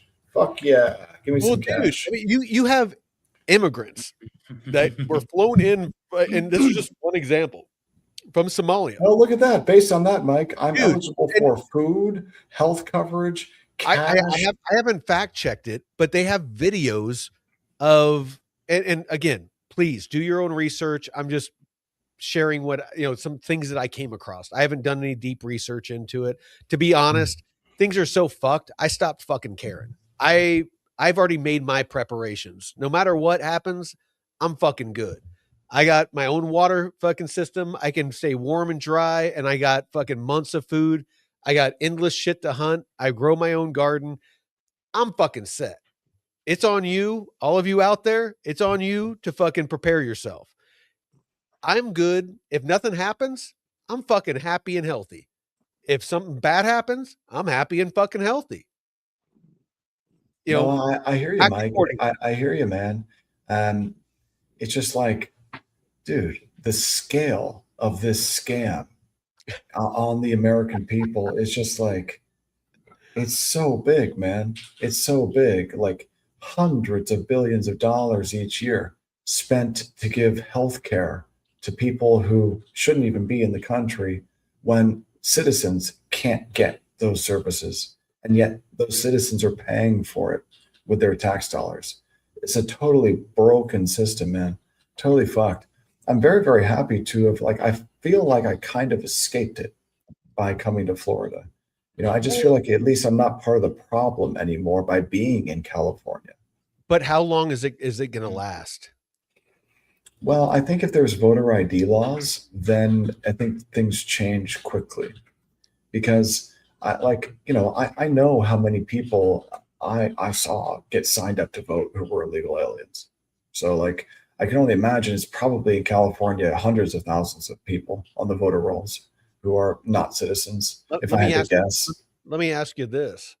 So fucking which way do you see the pendulum swinging when it comes to the trend of the majority of the country? Do you think that the majority of the country are fucking idiots? Or you think the majority of the country are level-headed, logical fucking individuals that are going to fucking start making things better? I think that the legacy media still somehow has sway over a lot of people. I think that a lot of people will see something on, name any of those channels. They're all the same thing. MSNBC, CNN, Fox News. Whatever. It's one big. Left, right, doesn't matter. It's one big blob of bullshit. They're all owned by the same fucking people. A lot of people still believe that shit. But at the same time, I think that the crowd of people who are really loud. Those kitten fashion shows are pretty fucking awesome on the news. Yeah, man. I don't know. I think that the people who are really crazy I think that went over David's head. I didn't get it. I didn't get it, man. But I think that the movie Anchorman, freaking his girlfriend, in that movie, freaking it was back before women could be anchormen. And they kept sending her out to do the fucking, silly reporting, like the, kitten fashion shows and shit like that. So anyway, keep going. But I don't know, man. I forgot what I was going to say. you were talking about Florida, and you were talking about how, just like I had asked you, like the pendulum, which way do you feel that it's swinging? Is there more idiots in the country, or is there more? Man, I think that the number of people who are really, really loud is actually quite small, but they're amplified. I think their voices are amplified. And as long as the markets don't crash and people don't start getting fired, then I think it swings right. And it's not even right, man. Trump is like a centrist Democrat from 1995, bro. He was a Democrat. Trump is like a centrist. He's not far right. It's just that the left has literally become communist. So DeFi Don, his parents were freaking deep in the Democratic Party. He was talking about when he was a kid. He was going door to door, people to sign shit for the Democratic Party. I was fucking raised by a proud socialist. My mom, single mom, she fucking raised me, and she is hardcore left. And so was I growing up. And then I got out in the world and saw how the world actually was and how it actually works. And I, fucking kind of got away from that. But the left has moved so far left that those of us in the middle are considered fucking far right. It's like if you don't agree on every single thing that they believe, you're the enemy. Like even gay people that don't believe that, men can get pregnant are getting ostracized. I mean, it's fucking insane. They're communists. I think that a big failing of our school system is not, educating people on the evils of communism. Like, you can easily understand that, okay, National Socialism was evil, Nazis evil. Okay, got that. Why is it okay somehow for, like, in Berkeley, there to be a flags everywhere, the hammer and sickle? Why are people like okay being proud, open communists? Like, dude, that's retarded. Like, how do we have communist mayors in New York and Seattle and many other cities? Like, I don't understand it, man. It's like, to me, it's the same as Nazis. It's the same thing, because everywhere communism has gone over the last 150 years, it's eventually led to horrible shit. Horrible shit. It's always misery. It's always. So it's like, why are people just not educated, or are they? What's going on here, man? Let's dive into that a little bit if you guys want to keep going. Let's talk about the fucking. I need to get something to eat, bro. I'm starving. It's 11 p.m. over here. I'm cool either way. We can wrap this up, but I was just going to bring up education and our education system in the way that maybe that's what we pick up on next time. It's completely broken. It's completely broken. All of the universities, it's like, you literally cannot. There's no such thing as free speech. What is occurring on Jeff's lap right now? One cat's looking the another pussy. Is there a cat is this like an OnlyFans, Jeff? You got OnlyFans going? You got cat porn going, Jeff? What the fuck? This isn't that kind of show. Sorry, I just had a bunch of pussies jump on my lap. When I see pussies licking each other, that's not what I have in mind, Jeff. Oh, wow. Yeah, man. All right. With that, I think we're done. All right, you guys. Toe beans. I appreciate y'all. Toe bean picks. Yep, we're cut off. We're cut off. I took it too far. All right, David, I appreciate you. DeFi Thanks, Don, pleasure to fucking meet you, brother. Jeff, as always, a pleasure. And everyone out there in the chat, freaking over in Arena, we got Ellie, we got Nasserat, we got, of course, Blockchain Basements in there. We got Nick Dunn, a bunch of people. I'm sure that you didn't stick around the whole time, but we appreciate you. And then everyone in the YouTube. Fucking DeFi Don's going fucking nuts in the chat. Pat McCrotch, Ellie's over there as well, and a bunch of others. Definitely appreciate you. I honestly just love doing this more than I don't care if one person's watching. I'm gonna keep fucking doing this. But anyway, till next time, Betchin' Crypto out. Peace.